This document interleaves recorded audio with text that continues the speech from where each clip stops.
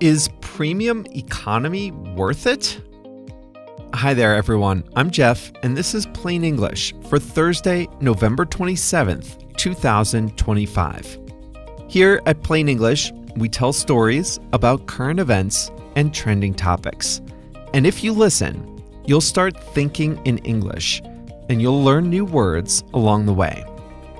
We have done more than 800 episodes, so once in a while, we take a breather and pull an episode from the archives. And that's what we're doing today. Today's story originally appeared in episode 223. The full episode transcript and the full package of resources is at plainenglish.com/223. Episode 223 from way back in January 2020. Back then, airlines had just introduced a concept called premium economy. It was a type of seat that's a little more luxurious than a basic economy seat, but nowhere near as comfy as a full business or first class seat. Now, I flew premium economy once, and in this episode, I tell you about the experience. But it wasn't clear back in 2020 whether premium economy would survive. Nobody knew whether consumers would want to pay a little more for a seat like this. But I can tell you now, in 2025, that it has been a success. Premium economy is considered successful and profitable for airlines. At least for transatlantic travel, you can still book premium economy seats. But should you? That's up to you. But first, listen to my review of flying on a premium economy ticket.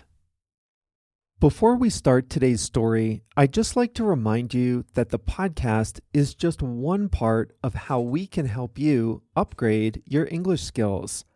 At plainenglish.com, you can make faster progress with active learning strategies. You can take quizzes, do activities, listen to the fast version of the audio, watch video workshops, practice what you learn, and even join a live call with JR and me. It's all about helping you build your skills to become a better, more confident English speaker. Sound good? Go to plainenglish.com to start your free 14-day trial today. Now, let's jump into today's story.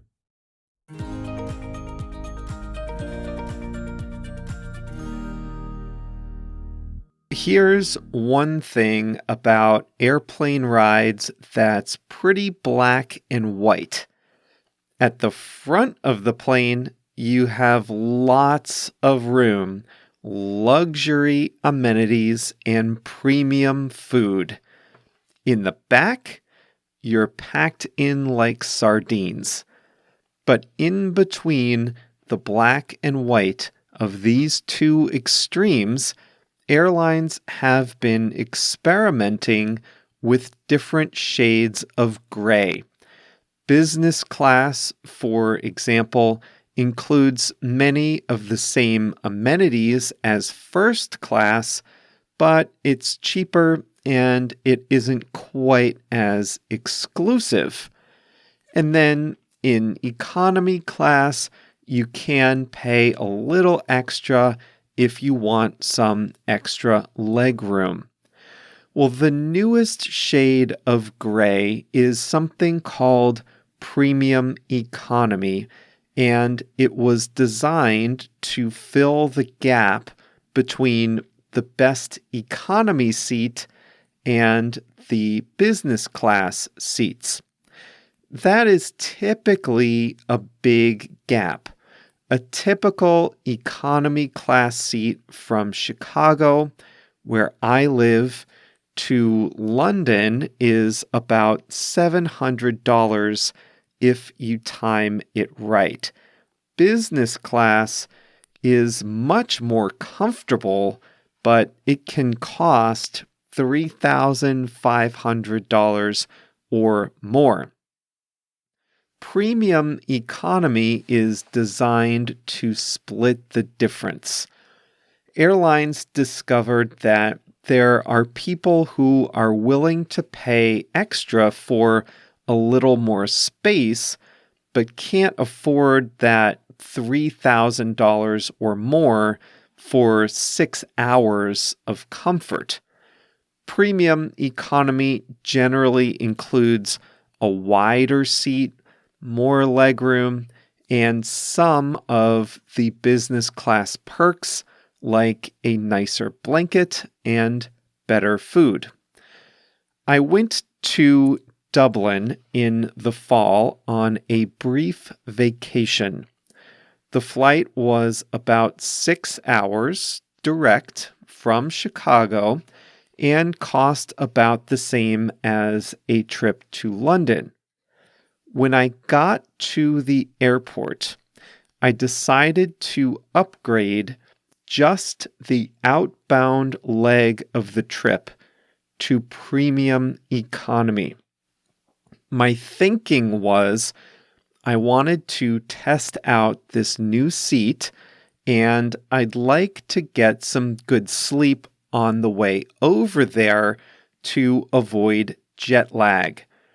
The upgrade one way cost $150. I went for it, and here's what I thought. Let's start with the real reason people pay for this upgrade, the seat. The seat space is wider, and there is some extra legroom. I'm emphasizing some extra legroom. It's nowhere near as much space as business class, but there are a few extra inches between you and the seat in front. The big difference is in the width. In economy class, you're fighting over a tiny armrest. In premium economy, you have much more space left and right, and the armrests are much more substantial. You can both rest your arms on them. On my plane, there were 7 seats across in premium economy compared to 9 in regular economy. There's a footrest on the seat in front of you. I thought that was a gimmick at first, but it came in handy. I used it and it was comfortable. I mentioned that premium economy also includes some perks. The blanket is nicer.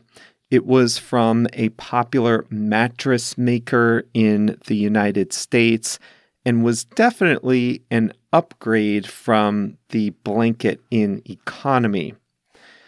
There was a small bottle of water when I arrived at my seat, a nice touch, and the meal was better.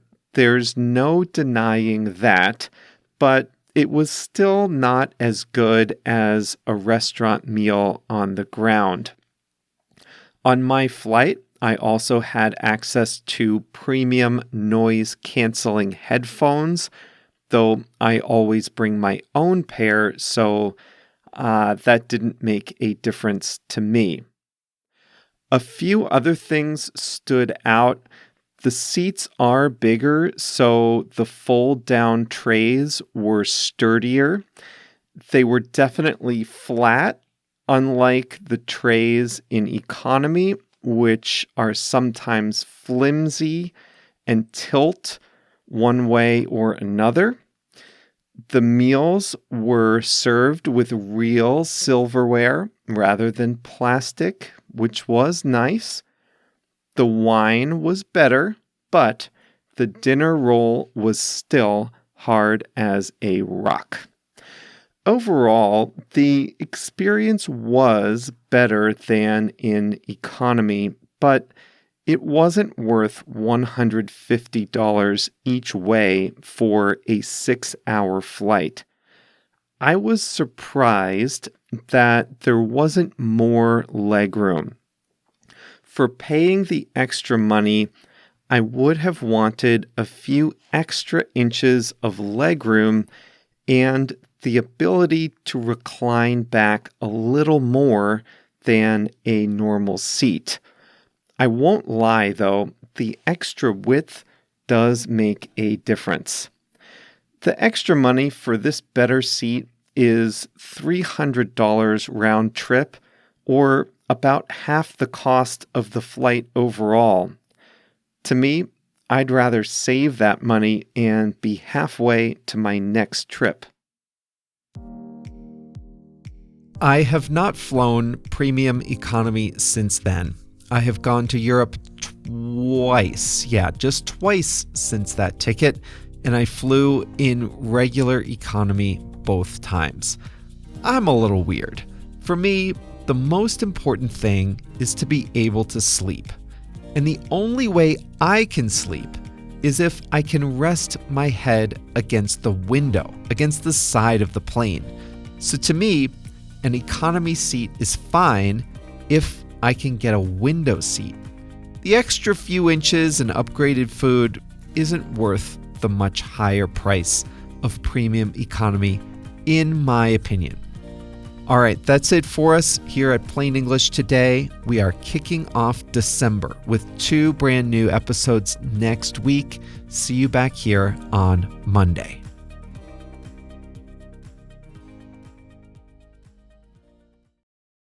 Listen up. If you speak Spanish, Portuguese, Chinese, German, French, Italian, Japanese, Polish, or Turkish.